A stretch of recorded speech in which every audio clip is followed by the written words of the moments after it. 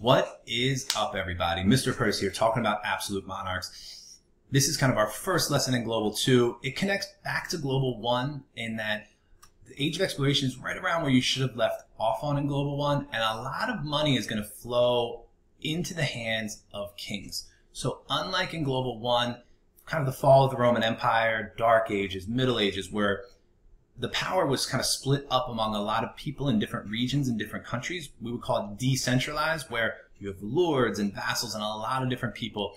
This time period is going to be a shift where you have these strong, powerful, really super wealthy monarchs. And we call them absolute monarchs because their power is going to be absolute. And absolute means total or complete. And in many ways, these monarchs are going to have control over everything. And by everything, I mean politically, they get to make the laws. I mean economically, they get to decide who trades, what groups get to trade, what the taxes are that need to come back to the king or queen. They're going to get to decide socially who gets promoted into important government positions or what jobs are acceptable in the country. They also get to decide, and kind of one of the more important things is religion. They get to decide what religion people practice. And if they want to force people to practice their religion, it is seen as kind of acceptable in absolute monarchy. And when we talk about this total power, the term that gets used a lot is centralized power. We're told all power is in the hands of one person. It centers around them. Again, opposite of decentralized when you talked about in Global 1 with the Age of Exploration, before the Age of Exploration and feudalism, this is going to be centralized power. The other thing that a lot of these leaders are going to claim and these monarchs are going to claim is what we call divine right. Very similar in Global 1 in China, where they claim the mandate of heaven, where God picked the rulers and the dynasties in China. This is going to be divine right of kings of Europe. And the European leaders, the monarchs, are going to claim that they are divinely influenced. And by divine, I mean godlike. So they believe that they are God's voice on earth. How in the heck are people going to buy into this? One, most people in Europe are devoutly religious. They are firm religious believers. And what their priests say and what their bishops say and what their pope says, they believe is the word of God. And if the pope in Europe crowns a leader in France, the king, and says he is God's mouthpiece on earth, people are going to believe it. And these people are going to claim this divine right. Unlike Kanye, who might have had a good album with College Dropout and thinks he's godlike, these people are actually believed to be godlike.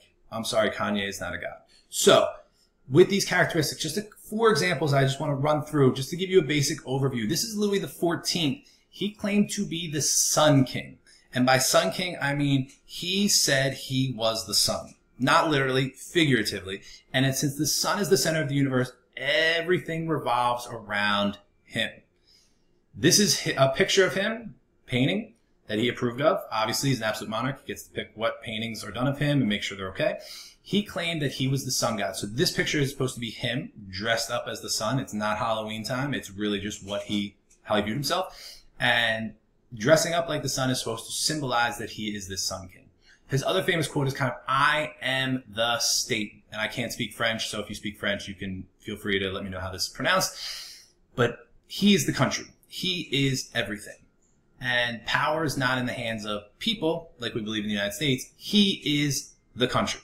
He is the be-all and end-all of everything. And here's another kind of picture of him. You will see, if you kind of look close here, you'll see, if you're a football fan, you will notice there's a symbol on there called the fleur-de-lis, which is the same symbol that the New Orleans Saints wear on their helmet. The state of Louisiana, which is where New Orleans is located, is actually named after Louis. And one of the symbols that if you ever go to New Orleans, you will see is the fleur-de-lis, which is the symbol of Louis' family. So just kind of one quick map here just to show you, this is France. France is going to get tremendously wealthy off the Age of Exploration from their colonies in North America, as well as they have a colony down here, which is going to be probably their most profitable one, which is now called Haiti, which is going to be a huge producer, especially of sugarcane. And we'll kind of get into them a little bit later and the issues that they face. But all this money kind of flows from here all the way back into France, and Louis is able to be kind of one of the wealthiest individuals in Europe at the time. So what do you do if you're the wealthiest individual? You buy yourself and create yourself a huge freaking house. So this is Louis's mansion. It's called the Palace of Versailles. It took many years to build. Luckily, Louis lived a very long life, unlike most people at the time. So he was able to see its completion and live in it. But this over here is kind of the outside view of the palace. There are ponds and kind of, you see down here, fountains all over the place. But this image right here, this statue right here, is of Apollo, who is the sun god in Roman mythology. And again, if you're the sun king, what are you going to put around your house? You're going to put pictures of the sun god, Apollo, even though you don't necessarily believe in Roman mythology. Also over here is kind of an outside look, kind of one quick story. There were so many fountains around the palace that they couldn't run them all at one time. And if they ran them all at one time, all of the water that goes to Paris, and Versailles is about 10 miles outside of Paris, all of the water that is provided for the people of Paris would get sucked into the fountains, basically, and it would be so no one would be able to drink anything in Paris. So they only put these fountains on when Louis was walking around outside, or they had visitors or guests who were kind of walking it. So there was a guy whose literal job was just to turn the fountains on and off, just to make sure they were on when Louis came outside. So that's the deal in France. We have another guy, kind of our second guy here, which is Peter the Great. He's a Russian Tsar from 1692 to 1721. Dates really aren't important, but just to kind of give you a sense, he's right around the same time as Louis.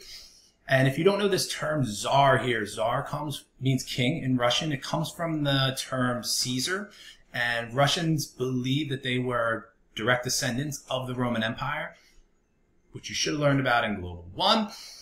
So here's his goal. Russia is so far behind the rest of Europe. They're in Eastern Europe. They were conquered by the Mongols in Global 1. And his goal is just to westernize. He wants to update and make Russia more like Western Europe.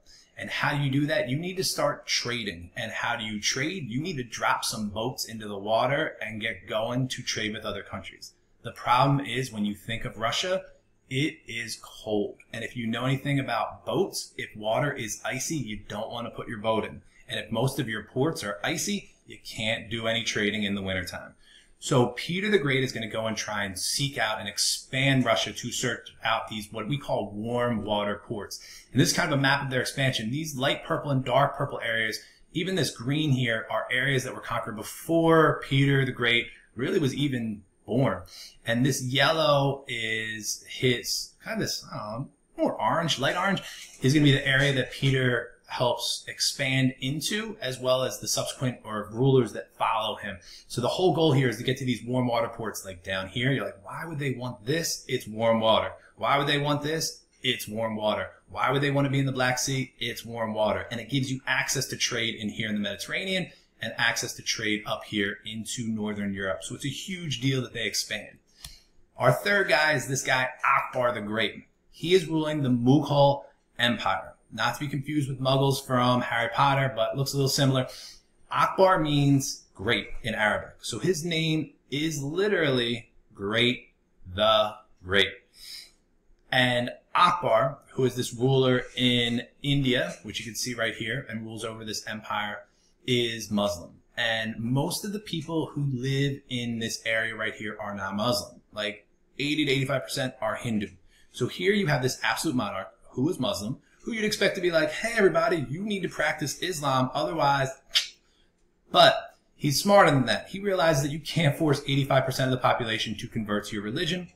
So he allows, kind of different than a lot of these other absolute monarchs, religious toleration. He allows people to practice their religion freely, which is much different than we're going to see in Western Europe, where people get their heads chopped off for being Protestant in a Catholic country. Also, he gets wealthy off of these European merchants who are coming into his country looking to trade cotton, sugar, and trying to bring those products back into Western Europe to trade. So he gains a lot of wealth from this and expands his empire. Our fourth guy and our last guy, just to kind of wrap up, is Suleiman the Magnificent. He's going to rule the Ottoman Empire a little bit earlier than Akbar. But the Ottoman Empire, for those of you that don't know, is in this area right here. This is the Mediterranean Sea. This is modern day Turkey and Greece and Egypt. And he is going to take this empire right here in 1520 and expand it out to a significant area over into here, which is Mesopotamia, which gives him access to trade. And his goal is to expand. One kind of cool thing about him is a lot of these guys, I mean, you saw the picture of Louis, not necessarily going to lead his soldiers into battle. Suleiman was a soldier, and he was always at the front of his charge whenever his soldiers were going into battle. And this area right here, kind of similar to Akbar, is it's very, very diverse. And there's Christians, there's Jews, and it's predominantly Muslim, but he's going to allow these Christians and Jews to practice their religion freely.